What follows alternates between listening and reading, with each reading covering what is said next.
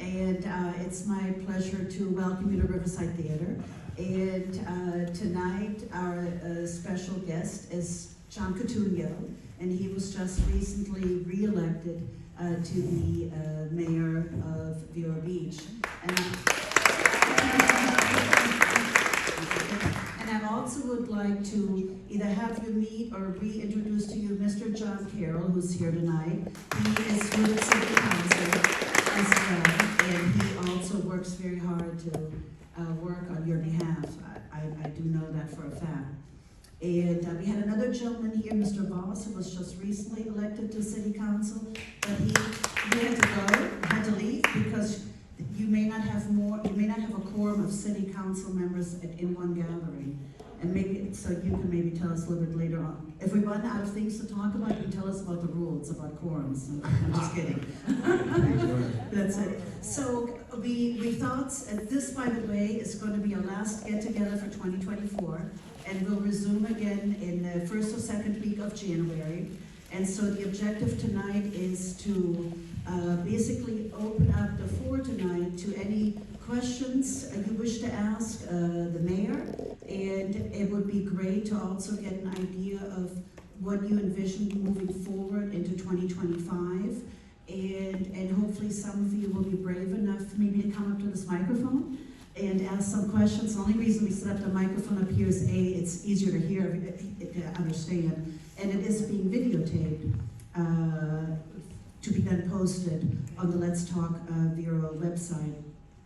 So real quick, let me tell you a little bit about Let's Talk Vero, because I see a lot of new faces. May I ask how many of you have joined us tonight for the first time? Wow. Thank you so much for coming tonight. That's really awesome. Thank you. And may I ask how many of you vote in the city of Vero Beach?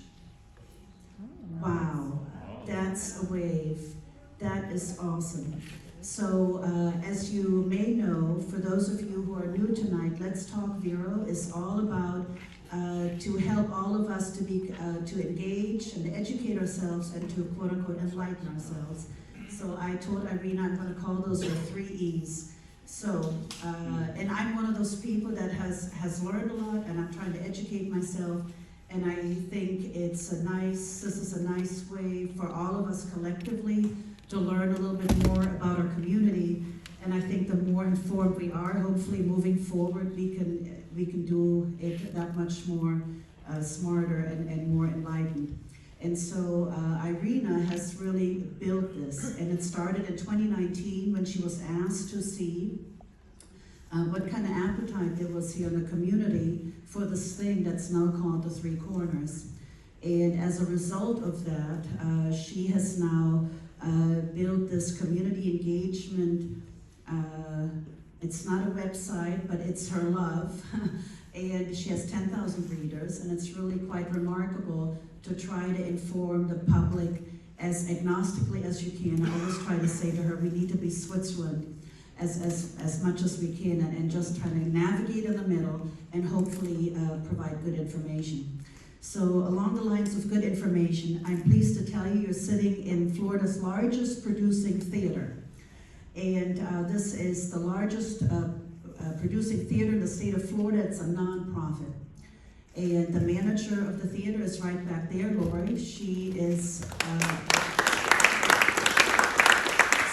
so thanks to her and her staff, we have the space tonight, because the theater likes to facilitate community engagements, and their goal is to be the living room for the community. And all the times we've had a meeting here, I've never really told you some of the community things that the theater does for us. And so since it's at the end of the year, I thought it'd be nice for you to know all the wonderful things the community contributes to our community. So the theater employs roughly 100 people, all of which here live locally. Also throughout the season, they hire over 200 artists, and they also have over 500 volunteers. The theater spends roughly $12 million a year to put on its shows. And that $12 million is all spent here in Indian River County. So that's everything from advertising, computers, electric, water, insurance, marketing, printing, postage, et cetera, et cetera. So that's all done here. in the community. They also support 100 local organizations by donating tickets, subscriptions, etc. They have a program where donors buy tickets for little kids that have never been to a show, and they bring them here to see a show. I mean, lots of nice feel-good things. Now, obviously, you also want to measure how productive it is when somebody comes to a show, and sure enough, when somebody comes to see a show, then they actually go out afterwards, and they spend anywhere from $45 to $61 more per person here in the community as well. And then last but not least, since I've mentioned to you, most of the employees live here in the county. The theater spends roughly $2.4 million on salaries, and so hence that's what Lori's colleagues here earn, and so hence the theater says we really are the living room here in the community. And so I thank you very much for giving us the opportunity to do that. And Lori did put on the table a handout that shows you all the fun things that are still going to happen here in the community the month of December for Christmas, lots of Christmas activities, etc. And most important, the bar is still open. She always waves and says, the bar. So because obviously that's a little revenues for the folks at the bar because they are volunteering their time tonight. And Lori going to keep it open till 5:30, is that it? I'm sorry, I meant to say 6:30. So 6:30, so you can drink for 50 more minutes. All right. Thank you, Carol. Thank you, everyone. Listen. Thank you very much. Yes, thank you so much. All right, so John is a lucky guy because he has a really nice wife. Her name is Jan. I didn't see her tonight. Did you give her a night off from coming to see the board meeting? Okay. So real quick, John is from Rhode Island. After retiring from over 40 years of leadership in the electronics industry, primarily in the semiconductor market, he immediately began serving our community as a volunteer public policy advocate for the Alzheimer's Association on both the state and federal levels. In 2019, Governor DeSantis appointed him to the State Health Improvement Plan Committee. He was appointed both to the Vero Beach Utilities Commission, where he served as vice chairman, and the Three Corners Steering Committee. He was elected to Vero Beach City Council in 2021, and he began serving as mayor in 2022. And besides Jan, you also live with a dog named Roxy. That's right. Okay. A rescue dog. Okay, great. So John is a good sport because he agreed to be on the hot seat tonight. So don't be embarrassed to ask questions, right? That's what this whole evening is hopefully about. So he has a good list, and John has a good list to try to move forward into 2025. And based on the feedback that Irina received online, we thought we would start out by having a brief conversation about the referendum that ultimately did not pass for downtown. And it was, as I understand it, 2-1. And John, I thought it might be nice for you to hear maybe from somebody here in the audience that decided not to vote for it, to kind of understand why not, and is there anything that community would need to maybe reconsider and maybe make it a yes after all. So, and I don't know if anybody here is brave enough that voted no. That would want to tell us maybe, why they did, or give you some feedback as to. Sure. I think that's important. And when you're in industry and you're involved in a major project that for some reason fails, whether that be a project trying to kick off a major product into a marketplace, or a major sale to a key customer, or maybe just collecting information and trying to scope out your next venture, you need to sit back and, in my opinion, deconstruct the why. Why did it happen? And the best way to do that, and especially in the community that we live in, is to go out and ask the citizens. We're not deploying McKinsey out here to figure out why we did it wrong. or their right for that matter. We're here to try to engage the citizenry and find out within the community their opinions, their thought processes, their comments. That's the best way to gather the information. And we're lucky we live in this kind of community, that we can actually go out and do that. I know not exactly what the other council members have done, but I'm getting the drift that they're out trying to find out from their sources, their contacts, their friends, what's their opinion of why it did fail. So, anybody who's brave enough to voice their opinion, please do. I think the city council, there's two of us here tonight, but it's being recorded. We'd like to hear. And then, if you have questions, I'll try to answer the questions regarding it as best I can. Is it a deterrent having to walk up here? Because I can come down there and walk around with the microphone. What do you think about that? Yeah, that makes sense. Oh, God. I know. We can do that, like that Karnak did. Yeah.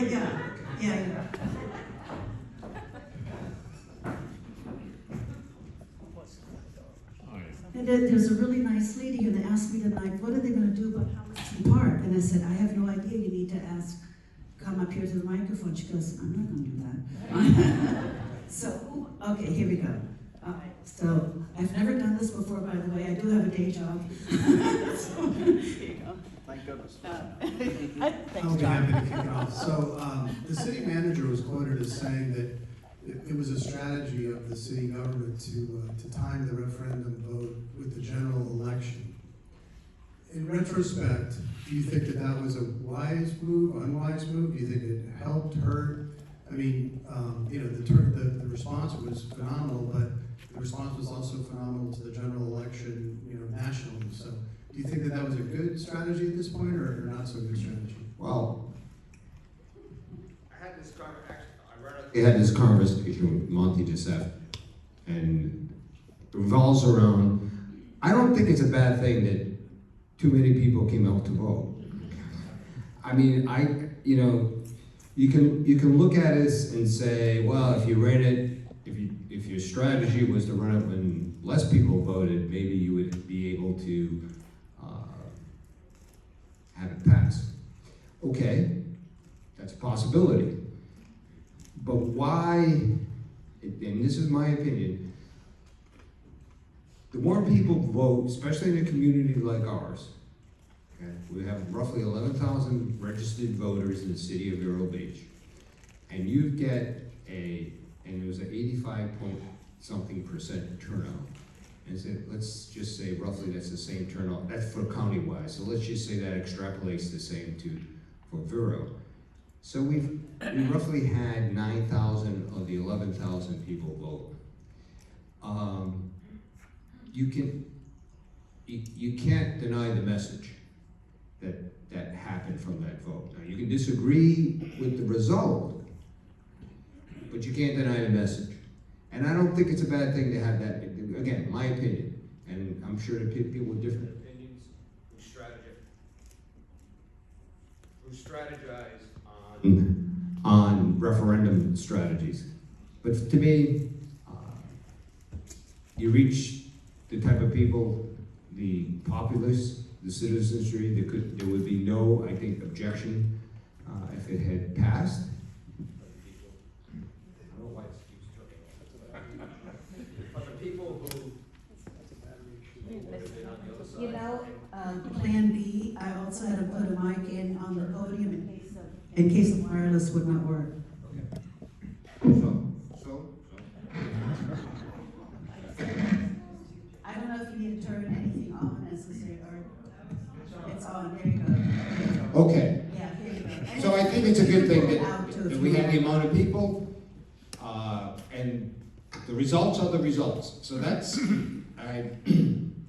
most of my career was spent with a Japanese company, and when you get the results, you can't now change the past. The past is the past. The philosophy now we have these cards that were dealt to us. How do we bring it forward in the future, and how do we get the information that we currently have and devise something that is what the community wants. That's our, that's what we're looking for. This gentleman, these ladies back here raised their hand, and I'll come to you in a minute. This gentleman right there. There Okay, you go. And that's Barry Shapiro, and he can go after me. My name is Ellen Contreras. Very good. I only know a handful of people in this room. She raised her hand. And I want to say, to add to what you're saying, this was a good first out of the gate to get this out to the general public. And so much good has been done so far with all of these meetings with Arena and Jonathan and their team. But perhaps it's going to need a lot more education, and I'm sure Morgan and other, very social media savvy people will agree that perhaps there can be brochures or maybe some sort of a leaflet, and if it could be printed and go into all of the major stores that are within like the downtown area, so that as people are going in for ice cream or coffee at 1420, that they're encouraged to get educated, because maybe they don't know about these meetings. And then all of the major connectors, like Sue Bromus has 10 people that follow everything she does on social media, for goodness sakes. And if a lot of the super connectors were to keep sharing what's going on, then more and more general people that can vote in 32960 will feel empowered and feel comfortable with what we're trying to do, and it won't seem so scary. And to get good people that understand marketing, that are not polarizing, so that people aren't turned away. It's very important who you align yourself with. thank you. Thank you so much. Hi, I'm Janet Searson. When I did go to the voting, I think it's the wording, because I had to read it twice, and if I didn't come to these meetings, I might not have, my first instinct was, oh no, more, they want more. But I think emphasizing the economic growth might be a better way to present it somehow.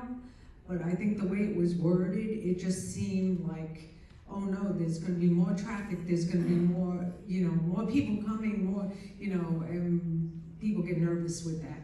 I think we need to emphasize the growth factor of it and economic. Thank you. Thank you so much. Okay, so I know somebody over here raised their hand, so I promise to come. John, you said something, You gotta introduce yourself, Barry. oh no. She did that already, right? All right. Yeah, I'm Barry. So, you said something, while you were speaking, that the message was clear. So I'm curious, as the mayor, and our leader in this community, what do you think the message was? Good question. The message, I believe, was that the majority of the community was not necessarily ready for what we asked them to be ready for. And now, that's a macro sentence that describes what's going on now. If you're going to dissect this, the idea is, what do you want to do now? And I think that's the discussion that has to happen. We can't have this discussion amongst, we have to do it is defined as sunshine, which is the city council amongst ourselves, along with the staff, have to have a conversation of the steps that we want to take place, and how we want them to take place, and why. And then we have to come to consensus, in agreement, that this is how we want to approach downtown, defined as the walkable core, and how we want to bring that forth within the community, both from, just say, and take this from a very general perspective, from how we want to develop downtown, support downtown, quote unquote, revitalize downtown. So, and we've discussed this, actually we discussed this a few days ago. Yes, we did. But I I have didn't a, plant them in here, by the way. I have a thought. I have a thought, and I have many thoughts about, you know, what did happen and the reasons this and that. But one thing I think is really important. I believe that if the vote had been open to the whole county, it would have passed in a landslide. However, the only people who could vote were residents of the city. And I think that the residents of the city had, many did not, you know, they didn't attend meetings like this, they didn't read about, they maybe, and unlikely, but maybe they read something in 32963, but they didn't get a real solid information. I remember one meeting when, you know, we were getting the presentation and all that, at the community center, where a woman got up and she said, "I just don't want traffic driving through, you know, McCatch Park." Well, that's not going to happen. Oh, yes, it will. And so, in order to change people's minds, you have to look at exactly who the voting community is and get to them. Because I don't think that happened. Okay. Thank you. Yeah, you want to hand it to Barbara? Yes, I'll do that. Two things. First of all, I think it would be interesting to know if there's any analysis by zip code. In terms of You announce it in what way? the voting. The voting, voters, it's done by, you can break it down by precinct. You can. And the difference between the two main, there's two mainland precincts, there's one on the island. The difference is between, the 3 or 4 points spread between the two difference, no vote versus no vote. So it really was all encompassing, so you can look at it in a number of ways. You can parse it one way as saying that was an overwhelming no. It didn't break down by demographics, it didn't break down by dollars, it broke down, it aligned either way. Okay. So my second comment is that I think had there been a strong Main Street with a very strong group of members, that outreach could have brought a more positive vote. I mean, fine, when we sit down and no, I mean, what I mean by that is, that's a comment. And I think all these comments have to be put together and analyzed and looked at and discussed to find out what we need to do as our next step is, again, I always say this is my opinion, as city council, okay? How do we want to approach this? There's a number of ideas on the table. How do we want to bring it forth? Should we do, or should we not do a workshop on it? Get that free exchange of information in the definition of sunshine that we're required to do by state law, and then put together the goals and objectives and priorities that we want to do for downtown, like we want to do for the rest of the city. And then we have to slot, continue, because this is not the only issue that we face in the city. So then we have to take that, after we've defined it, and try to define what the action items are behind it. Then we got to slot that into everything else we're doing in the city level, not just at the council level, but what else is the city having to face in 2025 fiscal year? What are we facing, and and where does this slot? And what kind of resources does our staff have, which supports the city council? Remember, the city council acts as more or less the board of directors. So where do we assign these tasks for staff to seek out information and get us information to make a more informed strategic decision going forward? Where do we slot it compared to all our other projects that we have?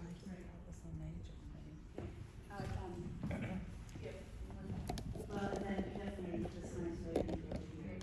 Took your job. Yeah, why don't you go ahead? Yeah, go ahead. I'll walk it over there. I'm getting my steps in there. So, I'm Andrea Beam with the Indian River County Chamber of Commerce. And I was disappointed to see that the referendums did not pass. I'm a county citizen, so I couldn't vote. I feel like the point of the coming together was downtown revitalization. And it was like this whole big plan with all these parts and pieces, and we kind of got caught up in the housing part of it. So I would like to know, and we can like table it and maybe try again in a year or more, but what can we do now to help the project along without the housing piece being there?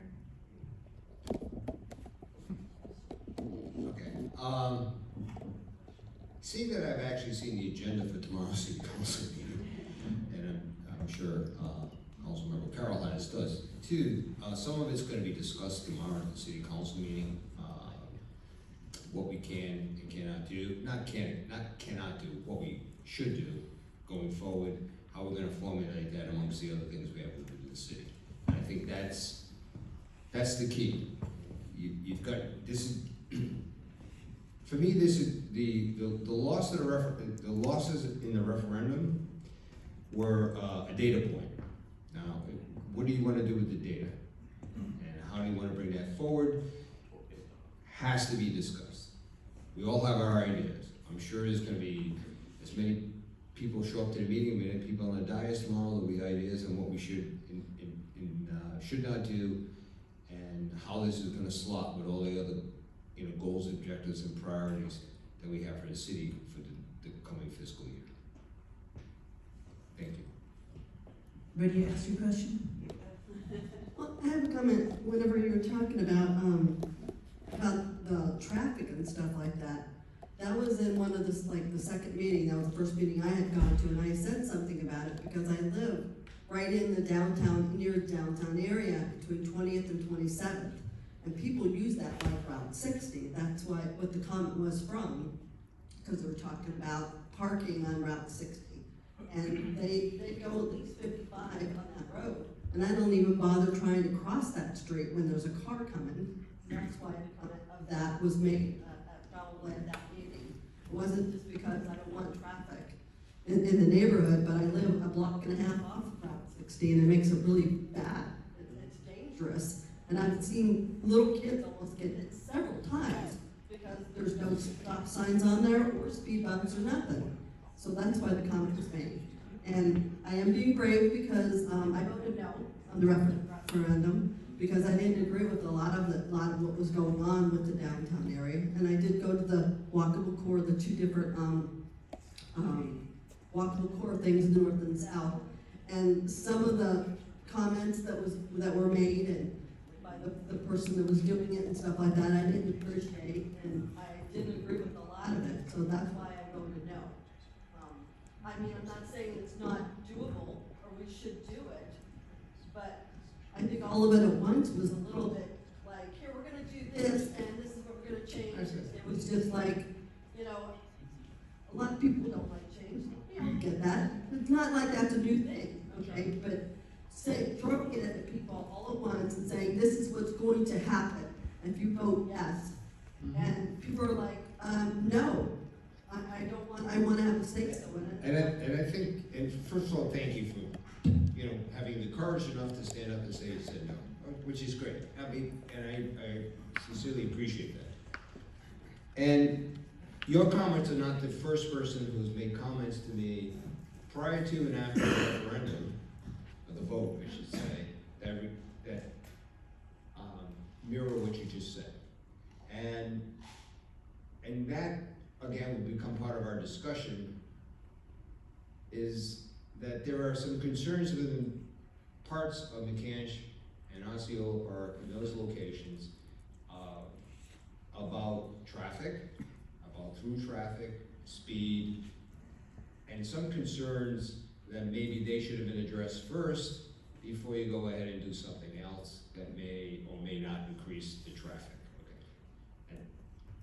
Now, truly, the city of Vero Beach is not growing. So the traffic concerns that you're worried about are not caused by the city. And that's about as factual as you can get. I mean, there's roughly, I'm rounding everything up, 170,000 people in the county. There's 17,000 people in the city, but there's 100,000 people that use Vero Beach our city is in, in their address somehow. The growth is in the county. We can't. I realize you can't control Unless that. someone out here has better data, the city is, there are 700 and some odd, and I have the data in my office. In May, there was over 700 permits for buildings issued by the county. The city had less than 30. Okay. So One of them's on my block. the growth is in the county. But the issue that the city faces, which is unlike any other municipality in the whole county, is that we're the county seat, where the judicial happenings happen here. County complex is in our city. The cultural, the amusement, entertainment is here. And people traverse into the city to do that. So we actually, FYI, our police department is larger than it would need to be for the city of our size because of all these, I call them transactions, people coming into our city and out of our city, into our city and out of our city. So your concern about traffic is legitimate, but there's only so much the city's gonna be able to control. Where I live is I understand the in a situation. neighborhood. It's not like people that are coming from out of town or from another area. They don't know the street off of Route 60 like that. They're gonna go through Route 60, which Right. is fine with me. The problem that I have is that they come, it's local people that are coming, city people that are coming down that block, those blocks that are causing all the problem of speed racing. It's any time of the day or night that they're doing that. So it's not just people that are out of town that are taking a shortcut, because they wouldn't know the shortcut doesn't have any stop signs. Understand. Thank you again. Thank you. Give up. John, as you know, I opened the Kirkview restaurant last year, and I came to downtown when I first moved here. It seemed very boring. It was everything was closing at 8 o'clock, and I decided let me open like a more vibrant place. We want to be open late night, serve food, get people out. And I think the problem with the referendum is maybe we got to give people more information as to what the results would be. You know, I talked with Mr. Duaney. We drove around a few days and looked at things. And I'm from New York, and I was involved with opening 3 different restaurants in 3 different run-down main streets.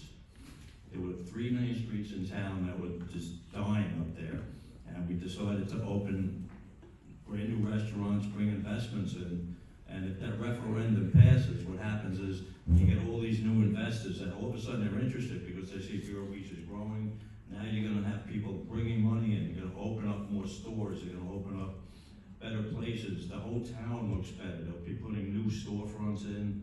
It's just a big difference as to what happens when you bring in the investors and you say, hey, we're gonna bring in people, we're gonna have apartments. It made a big difference in New York. And we're hoping, that some way we can get the information out as to what good could be done when you pass a referendum like this, and now you get investment money coming in, and the streets change for the better, everything looks nicer. It's important to let them know what this could become. Thank you.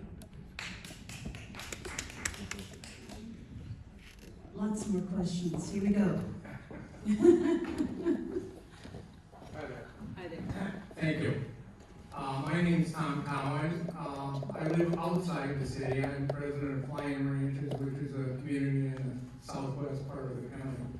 I can only tell you some of the things that were voiced to me by our residents out there. And because, like you said, the Vero Beach is only 10% of the county. But we all use, no matter what part of the county you live in, we use the city of Vero Beach, whether it's restaurants, hotels, whatever, barber shops. So we all use that, so it's important what you do here to all residents of the county. I think some of the residents, one of the things why I think the referendum went down is because some of us that were either born here or lived here for many, many years feel like both the city, some of the city council members and some of the county commissioners aren't paying attention to the fact that some of us like Vero Beach being a small town. We don't want to develop like South Beach or Fort Lauderdale. It's Vero Beach or any river county is the only county you can drive up I-95 and it's not filled with either warehouses, gas stations, or whatever. We have a lot of agricultural land left in our county, and we want to preserve some of that. So no one's against progress, and we want to see, we'd love to see downtown spruced up. You know, new lighting, park benches, street lighting, street signs, whatever, to do it. But I don't think a lot of us are against doing big apartments above the stores, and we don't feel that we bring in a Miami developer that can tell us what we've had a town here for over 100 years, that we're doing everything wrong and we should be doing it like Miami Beach. I think some of us were a little put out by that. So I'm just expressing my opinion, and I really appreciate this venue. My wife Sharon and I have been to almost all these meetings, Let's Talk Vero, because it's really informative. And we try to encourage our residents to come to this because you want to see, I want to hear the opinions. Of course, probably 95% of the people here were for the amendment. So, but I think you need to hear too for some of the people that were against the amendment and the reasons why. I fully agree with you, and that's why, when Barry mentioned I had been talking to him, I've been talking to a number of people that I personally know within the community who may have businesses, may just be residents of McCants or Osceola or the different neighborhoods, and finding out their opinions. And I will continue to meet with people as I try to personally gather more information on this. But reality, as I interpret what you just said, this lady had mentioned, you're part and parcel of the same reason why you would have voted no. She voted no, okay? She voted no because she's fearful of traffic. Not necessarily that it's the traffic of the new people, but the traffic of, let's say, the residents who know how to get around the neighborhoods when there's traffic caused by other locations. So that's, you can listen to that one way, you can listen to it in another way, as a council person involved in government, as saying, well, maybe something needs to be addressed there. Traffic in general, through neighborhoods. It's come up before, it's not the first. The reason why I got involved in city council politics back in 19, whatever I first started this, was a traffic calming issue on my street. I live on Fiddlewood here in Central Beach. So that has been an ongoing issue in all the neighborhoods, whether they're on the island or on the mainland. So that maybe residents thought we were ignoring that. I don't know. Maybe that's influenced their vote. Maybe what you just said influenced people voting. The fact that in projecting what we believe downtown could be, we gave you a wrong picture of what it could turn out to be. Instead of something that could be vibrant for the community, vibrant for the county and the city, you got the impression, and other people got the impression, we were trying to build, like you just mentioned, we wanted to make it something that maybe not quite fit into our profile. Okay, those are all viable comments, and I think that's part and parcel of gathering information from our standpoint as we try to deconstruct this whole thing and try to get the reasons behind it. And again, I thank you. Yeah, go ahead. Bob Jones, Central Beach. The thing, and I was an enthusiastic supporter of the downtown initiative. The thing that shocked me when I saw that it failed was the fact that there really wasn't, at least in any major opposition much like we had when Three Corners the referendum came through. There was clearly a very organized opposition. And so it kind of tells me that, education, it's been mentioned before, is critical. I do think that the residential component is actually part of the solution, but clearly maybe we focus too much on messaging that and maybe not enough on the magic that could be created by revitalizing downtown. And it just brings me to the point, I think this forum is a great one, but it only touches a segment of the population. It doesn't really touch, obviously, enough people. And so the impression, particularly when there are fears that we could have 1,800, I think that's the number, residential units down there, but you talk to any developer, they said, we're not gonna have a fraction of that. So I think things like that spook people more than they should have. And so I think you've told me that sometime back when, before we had to make drastic cuts to staffing, we used to have an office that actually did some marketing for the city. But I also hear that the city has its hands tied, particularly with a referendum, on what they can do.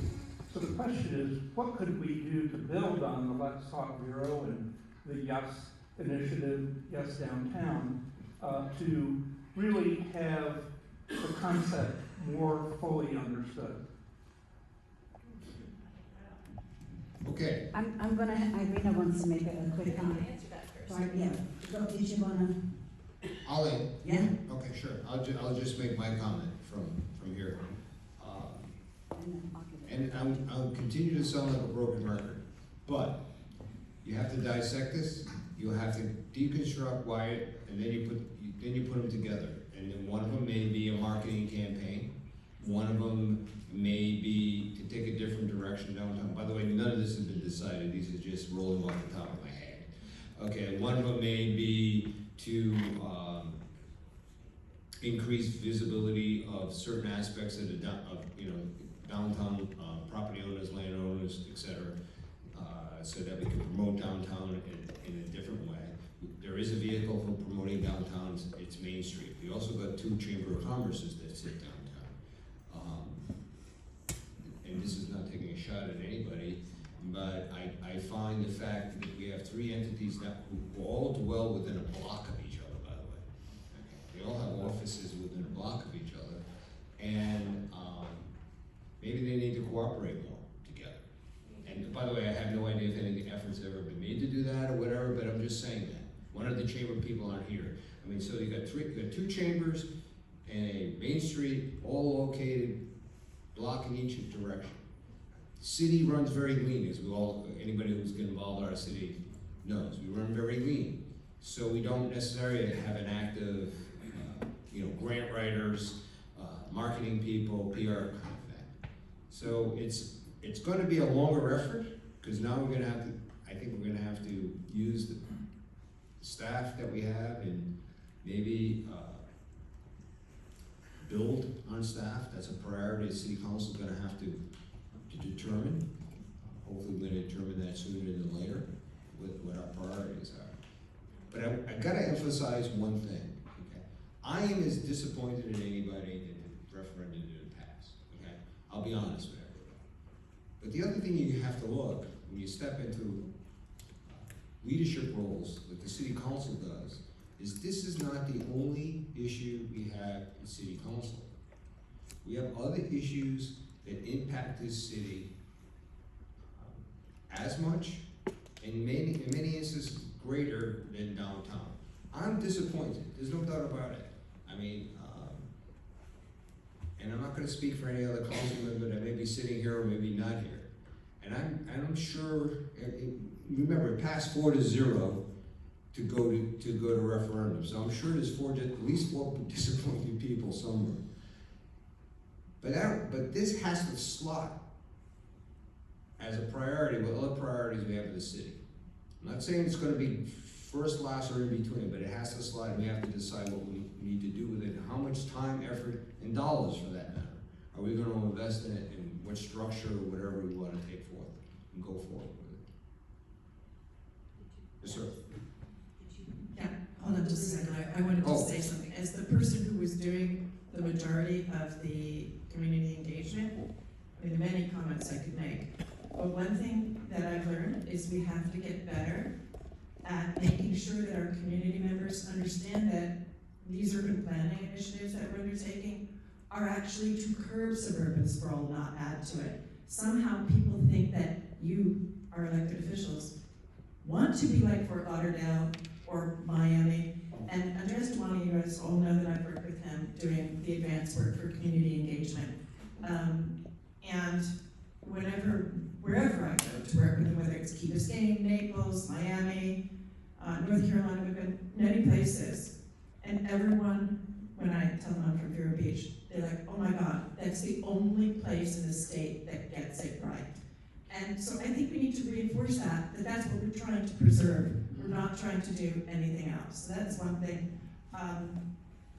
There's another thing that in terms of reaching people, what I've noticed in the work that I've been doing over the last 5 years, is there's a whole group of people, whether they are otherwise engaged or not interested, they're not engaged on these topics, so they don't see the immediate benefit for them. So when you read a referendum that says more housing, more development, more density, it's no, because the refrain we hear a lot is tired of these people from New York and South coming here.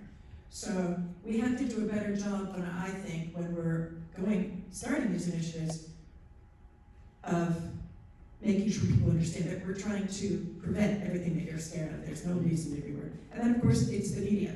The media does not have the column space to really delve into the intricacies and the complexities. I mean, you have to make a commitment to this topic to understand its value, because, if this, then that, traffic this, that, and there are so many things that, it has to be more than a sort of cursory, like, oh, this is good, but maybe it's bad.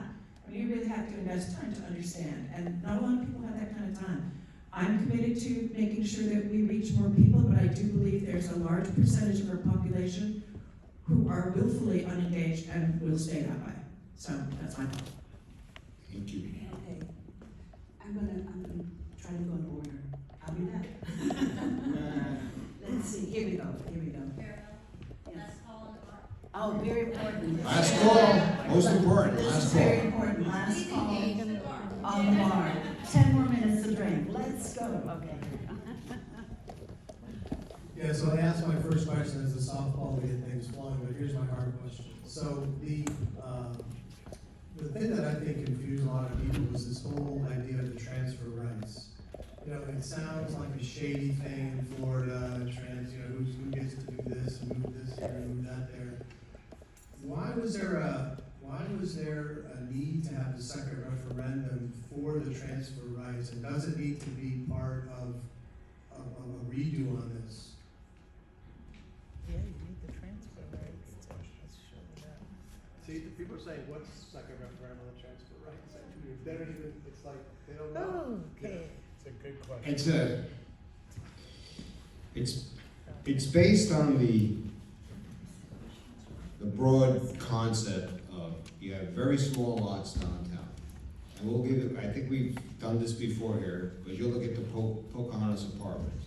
Pocahontas Apartments is 78 units per acre. Currently downtown is 16, 17 units per acre. To actively incentivize without monetary incentives from the city, because the city doesn't do that. Okay. You would have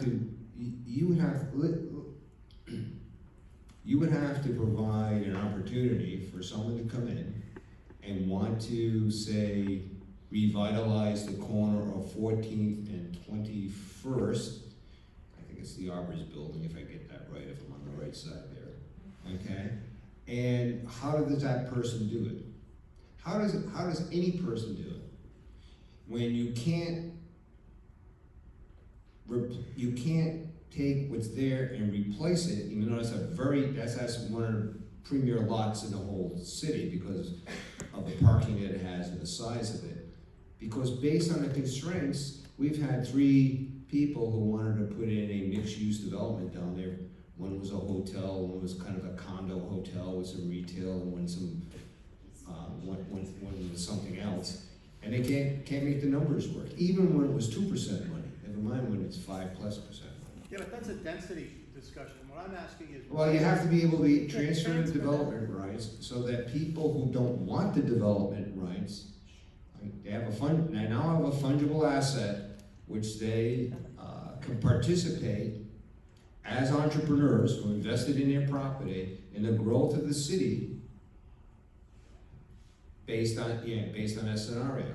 Now, I understand the concept. What I'm asking is why did that have to happen? Why did that have to be Because it was part of this referendum this time around? But It seemed like that was premature. well, I don't know that. your opinion. Right. Okay, so moving. Are we good? Yeah, good. Thank you. Stop talking. I just, Tracy Carroll, former Vero Beach City Councilwoman, 2 terms. I just wanted to make a comment that perhaps we shouldn't beat ourselves up too much because the timing of placing what we placed on the ballot during a nationwide election, which was quite contentious, our electorate that showed up to the polls was perhaps quite a bit different than the other 3 years in the 4-year cycle. There were a lot of people that had no idea what they were reading when they read those questions, and they immediately said, no, it's development, no, it's development, no. Whereas our electorate during a non-presidential election may be more educated on this type of issue that we are bringing to them. Okay, I mean, but do you see the oddness of that comment? That we should hope for, we should open up elections to most people. We should tailor what we want to do to make sure what we want passes and not necessarily what the community wants. So I agree, I understand what you're saying. If we failed, and I mean we, the city people who are promoting this, failed to educate properly or word the referendum properly or market this thing properly, then the next time we do it, we'll do it right. Because I just have, it's my thing, I just don't think by saying, if we have less people vote, they're more educated, therefore they would understand this and they would have passed. Yeah, maybe true, that's a possibility. But I see this as a better determination of what the community wanted, and therefore it maybe behooves us to make a better case for it, okay? And maybe, there was hubris on our part thinking that, trust us, populace, we'll get it right, because it's going to, and it would, by the way, take 2 to 3 years before it even got to anybody. I think some people had the feeling that there were a bunch of developers, queuing up in St. Lucie County somewhere, and the minute things fast, it was going to be like the Oklahoma land rush, and they were all going to show up, and buildings were going to go up all over the place. It's going to take us 2 to 3 years before we even determine, the zoning processes, the criteria to get this done, how we'll proceed through city council, how the rights would be transferred, how the zoning would be impactful, get all the rules, regulations, modify the comprehensive plan, make sure we have a protect your neighborhoods going on, that we're protecting the neighborhoods that surround the city. I mean, you know this, I know you know this, it would take at least 2 to 3 years to do that. So there's many misconceptions, and I would say, the next time we do this, assuming the city council wants to do this another time, and probably whether it's this city council or one in the future, that we understand why it failed now, and we address those. We've got one more question. Do we want to Thank you. Yes, two questions. One for Arena. You said everywhere you go, Vero Beach, the word is Vero Beach does it right. What do we do right? That's an interesting question because apparently this wasn't right. Building. And then the second one I have is, in regards to the density, I've been trying to research some of this. You say 17 units per acre. It goes up the way legal said it. I saw an interview on TC Palm with Larry Reisman, the editorial board. It goes up to somewhere near 36. I just felt, or something, I don't pretend to understand it. But all that to say, it just seemed really drastic to a lot of people. Sure. 17 to 62. So, you know, how do you present that in a fashion that is marketable? I think, thank you for the questions. I think we keep coming back, you know, we're doing full circle here. We're coming back to the same thing, is that, I think, is that, you know, we're deconstructing the why, and now we're going, if we're gonna go forward, we're going to have to address those whys. You know? And we're gonna have to address the community reservations, let me put it that way, and which led to the kind of vote that we got. Then, as a city and I keep saying this, then as a city council, as we work our way through this, we have to determine, again, slot it where we need to slot it based on the priorities that the city has, our goals and objectives going forward, and how much time our staff has to devote to this, to be getting the answers. And of course, there's also budgets involved.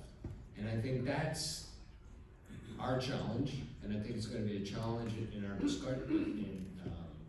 discussions of coming up with, I'm not gonna call them answers, but reasons, why and how we're gonna address this, when we're gonna address it, and then, and see from a strategic standpoint, if this is gonna go forward again, and if it is gonna go forward again, how will we go forward?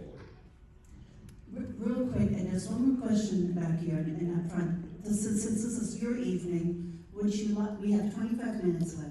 So how do you want to spend the last 25 minutes?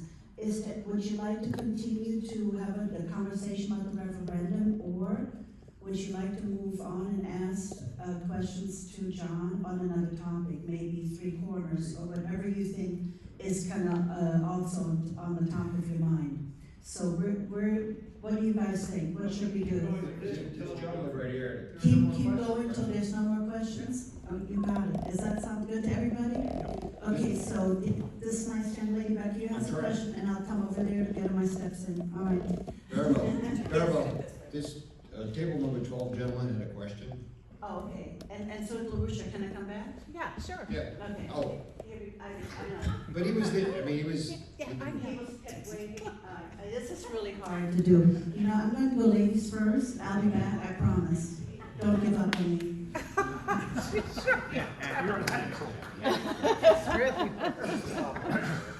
All right, Jerusha Stewart, county resident. I just want to say, we've been talking a lot about what didn't work. I want to say what did work about this election is that all of you new people are here. I think that's amazing. So there's a reason why you're here, and at some point this evening, it would be great to hear why you came, like let the mayor or Arena know, because I think that's important in terms of getting other people out to events like this and to engage. My question for the mayor is, there was a referendum that did pass, the Homestead Amendment, that is predicted will lower city and county revenues. Do you have any idea yet of what its effect is going to be on our budget? Because I sat through those budget meetings, and I know how tight it's going to be. And you mentioned several times, the priorities in terms of the staff time and resources. And I think that had an effect on how you can negotiate this referendum. That's a really good question. Thank you. Yeah, that's all important factors. We haven't gotten the effect from the appraiser's office. Wes Davis will do his magical calculations based on the formulas that he has, based on appreciated home values. He produces there is a formula that is algorithm, etc., that comes down from Tallahassee. He uses it, generates what he has to generate, and then those assessments go out for about next year. So we really probably get an inclination after the first of the year how that's running. We've been lucky in the last couple of years, depending on your point of view. Okay, the housing values have gone up dramatically since the pandemic.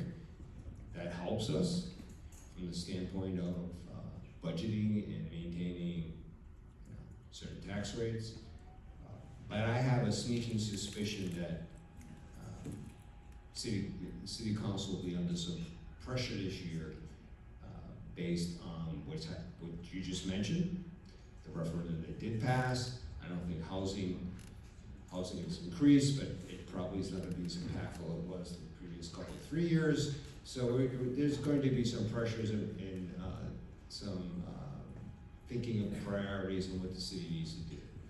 All these, again, supposition on my part, is just kind of looking at my own little personal crystal ball of what's going on. Thank you. Finally. Hi. I moved up here about a year and 3 quarters ago, early last year. I attended one or two of these early last year, and I've kind of missed what's been going on since then. So this is kind of a rudimentary question, but I've missed the essence of what the referendum you're disappointed in that was shot down was all about. And with a background in manufacturing and living down in Broward, Palm Beach County for 35 years before moving up here, as well as some real estate background, I kind of got an interest in how Vero Beach may try to stay the small town that it is, and the historic kind of reputation Martin County has kept because of its zoning laws and its limitations on vertical growth. And I'm totally disconnected from where the status quo is on those subjects are for Indian River County, but I like this county, I like Vero Beach, and I'd like to see it, achieve what it is that you're trying to for downtown, but not lose that small town ambience that certain little enclaves like Meisner Park and Boca and Deerfield Beach and Fort Lauderdale. I mean, there's little enclaves that retain a certain kind of small town ambience that all the locals know where to go to, and the northern snowbirds haven't found out about yet. So, if you can educate me on where we're at in that referendum and just ABC stuff, I'd appreciate it. Well, the balance between the transition from what Vero has been, and not as it has been, but has been in the past, okay?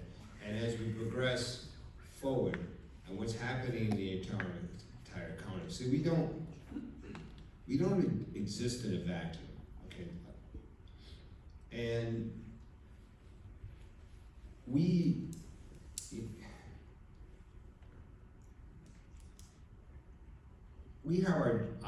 if we're here, city council is to protect the lifestyle, okay, that we've had, but still,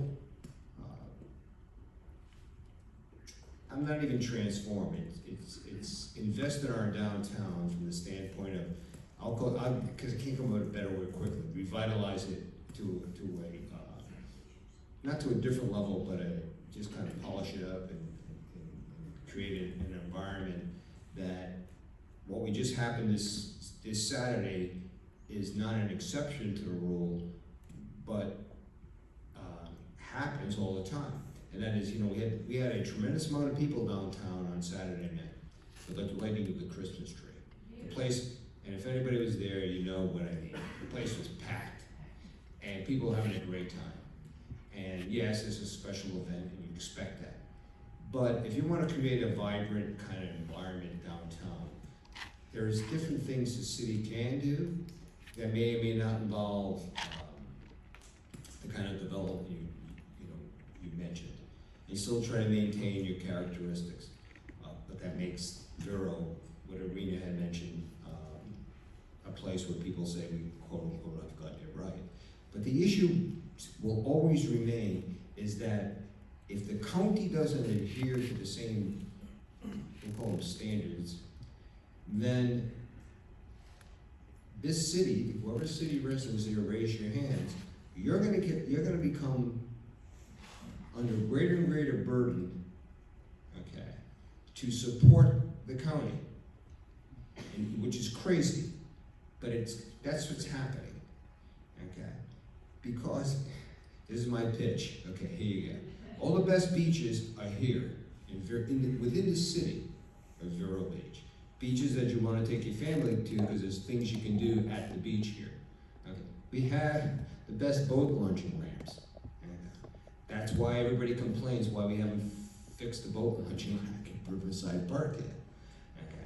People come to the boardwalk here, both boardwalks, and that's why we keep getting, articles in the newspaper. When are you gonna redo the boardwalk? When are you gonna redo the boardwalk?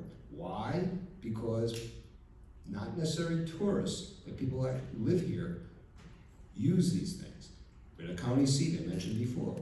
Courthouses are located here. No offense to anybody from any place else, the best food is here. Okay, so we have all these transactions coming in here. We receive zero, and Councilmember Carol will agree to this. We get 0 or minus, maybe it's even minus from the county in support of any of the activities you see here. Okay, 0. Now we get it. We get part of the tax. There's certain taxes that get distributed to us, and what happens is, and why it's going to become a bigger burden is some of the taxes in in Florida, tax revenue flows up to Tallahassee, flows down to the counties. Counties divide up certain tax revenue. Your millage rate could be other taxes and fees that we share in. It's distributed by population. I'm not a math genius, but we've got a numerator and a denominator here, so when one increases, the other one stays stable. That means our share gets lower and lower. Okay, so that happens gradually over a period of time. So now you can see the kind of pressure that we have as a city council in trying to maintain. We want to maintain a lifestyle, fully understand that. But the rest of the county is not adhering to it. So when we discussed what happened downtown, just on the other side of Grand Harbor, okay, county just approved, less than 6 months ago, 800 housing units to go up there. Okay, 800. Above and beyond what you see going up all around. So where do you think those people are going? Okay, it's not 800 out on 134th Avenue, so it's 800 on that side and that side of Grand Harbor. They're coming into your city and burdening places upon the city. So we can try to enhance revenue, which is from us, it's taxes, tax revenue, by increasing the value of people's properties, which is like downtown, by trying to do what we try to do, which we failed. And now we gotta figure out something else to do downtown. Or we can try to promote what we're gonna do for Three Corners. Get Three Corners in there, get them generating not only tax dollars, but there's other ways we can generate revenue out of Three Corners that we'll be looking at. Okay. Get the marina up and running, renovated. Those are the things that the city council has to discuss, and then where we're gonna slot, the downtown. But these, believe me, although we have our differences and we don't necessarily always agree, the last few years we've had a congenial city council when it comes to the standpoint of trying to work for the best issues of the city. Not only short term, but long term. And we've got infrastructure issues we have to address. Roads, go to look at some of our pavilions at our various and sundry parks, conditions of those. You know, we have to think that we want to be this special city, but you have to maintain your infrastructure. You know, you don't want rusted roofs, big gaping holes in them sitting everywhere. You know, you get seawalls to repair. Infrastructure. Excuse me. There's an overlap between the county's responsibilities and the city's responsibilities and all those, roads and infrastructure and so on and so forth. That's pretty congenial, that's already pretty well set in stone. Are you saying that there's an issue between the aspirations or the vision of what the county sees for the growth of the county versus what Vero Beach sees for the growth of Vero Beach? Is there a conflict there? Vero Beach isn't growing at all. I mean, you know, we'll barely maintain our population as it is now. If you look at all the projections as you go forward, all the growth is happening within the county. And The county's bigger, and doesn't mean the Vero has to grow, I'm not saying, what I'm just saying is that that's a reality. But that reality of having 17,000 people surrounded by, you know, 150,000 people who are using your city as the main hub for entertainment, judicial procedures, county, there's no plan by the county I've seen of putting out another county complex, government complex out west. I haven't seen any of that. Maybe they're discussing this, gonna be in their strategic plan. I haven't seen that. And maintaining all the facilities that people use and use extensively from outside the city. I guess it's a long way to say, you know, somebody mentioned Stewart, Martin County. Okay. Our millage rate here is half of what Stewart's is. Half. Okay. People love that. I'm not saying it's a bad thing. Okay. It's half. And you can see the kind of balancing out we're trying to play. Hopefully you do. Sorry. I have so many thoughts going on in my head, I'm not even sure where to start. Lee Sudbrink, Craig Sudbrink, we live just outside the city. We think this theater's fabulous. We think the Vero Beach Museum of Art is fabulous. Downtown's not so fabulous. And it seems like so many people here are so afraid it's going to become Fort Lauderdale or Miami. My husband grew up in Fort Lauderdale. He is here because he doesn't want to be in Fort Lauderdale anymore because what happened there. But I have to believe that there's a big gap between Fort Lauderdale and Miami and what Vero Beach could become. And my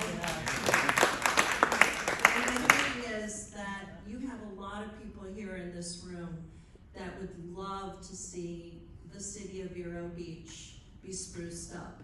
Is there any way you can use us to help you and to help the commissioners? Because I want to do whatever I can to move this project forward. You're not going to live forever. You're not going to live forever. And I'd like to see this happen. I want it done yesterday. So just I'm sorry. I enjoyed it. No. I'm done. Okay.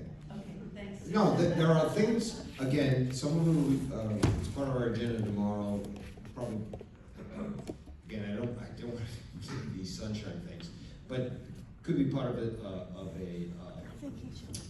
workshop. What can be done downtown to, as an interim step, prior to doing this all over again, okay, what we try to do. There's interim steps that you can do that would potentially enhance the environment downtown without necessarily going to, do the referendums or say repeat the referendums. While you're doing and do that, and I believe they can be done probably relatively quickly, but do that in conjunction with the fact that maybe strategically you want to do something later after you've put together a new plan which has a better educational aspect to it, so people understand what you're trying to do, that you're not trying to make it someplace else. that you just wanna make it, the best for Vero, based on Vero's criteria, not on anybody else's criteria. And I think, again, has to be discussed amongst the city council members in an open forum, community input. I think personally, the city council knows how to do that. We just need to, amongst ourselves, give us enough time to have that discussion, put together priorities and goals and objectives we want, and then I keep saying it, and slot this issue with the other issues we have, you know. This is impactful, but we've got two major impactful projects that are coming, that one will be starting right after the first of the year. That's the water reclamation plant that we're going to be moving the old plant off the lagoon because it's integral in the Three Corners project. Three Corners project is a keystone project for probably for the Treasure Coast, probably maybe even the largest project on the east coast of Florida, period. But that's really a foundation for how Vero can still keep its small town environment, but still get itself prepared to meet the demands on the citizens and the revenue that we need to generate to keep going forward. That to me, I think, is a key project. Let's put it that way. Mr. Mayor, Yes. I'm reminded of Norman Rockwell. This is very cool. This is America today. This is what's precious, and I hope that we are all unified more or at the highest level of perpetuating what's happening here today. So I respect you enormously for what you've allowed yourself to do tonight, and I appreciate it, and I'm sure that everybody here does as well, because that's why we're here. You have mentioned, Mr. Mayor, that we know what the citizens of Vero Beach now want, because we had the referendum and we have the vote. I respectfully submit that we know what they don't want. And there's an issue going on here that's about perception and reality. It's not complicated. There is a perception and there's reality. There's discussion about whether Vero Beach is going to change or going to grow. Silly discussion. Vero Beach is changing and has grown. And people are going to buy those. How many? 800 units, did you say? Well, I think it was 1,800 over a number of It's years. astonishing. Again, happening. Because one of the things they do is they like Vero Beach. They like the village, they like the whole stuff. And everybody wants to have it stay the same, which it doesn't, because it isn't, because it's constantly changing anyway. So I don't think there's any way out of it but for the council to figure out how to get PR and marketing people in here, because that's not why you were elected. And the people in the council as well. I don't think you're ever going to get away from it, because again, what you learned in the referendum is what people don't want. It wasn't a positive vote, it was a negative vote. And it's a negative vote about stuff that is irrelevant, because those really aren't the things that are happening, but it's the perception of what's happening. Right.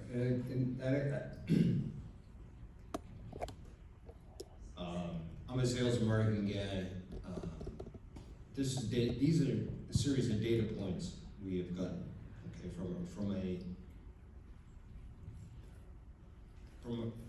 from your served available market. So the served available, we won't get into this lingo stuff, but this is the market we were trying to serve. We were trying to do something that the data point that we got back the results of the referendums, said that maybe we were trying to market the wrong product. Okay, not saying it would have been wrong. I mean, that was the perception. So you're right. So from our standpoint, we have to then decide amongst ourselves in the city council and give our instructions to staff. How are we going to position the downtown going forward? What can we do now, say relatively inexpensively, because we had, there are dollar signs on everything, to make downtown a better environment as we try to prepare, if that's the case, if that's what the council agrees to based on feedback, revisiting a referendum in the future. Well, But I'll use your analogy of Stockbridge. The Stockbridge of Norman Rockwell is not the Stockbridge it is today. No. I mean, if you go to I'm from that neck of the woods. If you go to Stockbridge in the 70s and 80s, it's a hell of a lot different than it is right now. Well, the Vero Beach in the 60s is a hell of a lot different than it is now. Exactly. But the thing that I'm wanting to say is that the three corners and downtown are inexorably linked. Downtown will change and must change. It isn't a question of whether. It's a question of, that question's long gone. It's out. The horse is out of the barn. It must change. So it's a function of how is it going to change, and the perception is preventing it from change, and that's a marketing issue, and people sitting on the council and the mayor are not necessarily marketers. So I think that's where the pressure point is. You've got to figure out how to get the people in here who can get that message out, because until you do, you're going to hear what people don't want. That is correct. Thank you. Barbara, I know you have one more question, but I think it's 5 till 7. Here, let me have your microphone, and then. Okay, here we go. It was always my understanding that the apartments that would eventually be built over a period of time were really designed with a price point to accommodate teachers who are very difficult to recruit because there is no housing. Also to provide housing for hospitality workers. If I'm right, I think that needs to be front and center of the education process. Oh, well. Thank you. You're welcome. All right, So John, high fives. okay. Thank you so much for your time. There's a woman who approached me coming in about something to do with one of our board works, if you want. Hamilton. Yes, I got some updated information for you, hot off the press.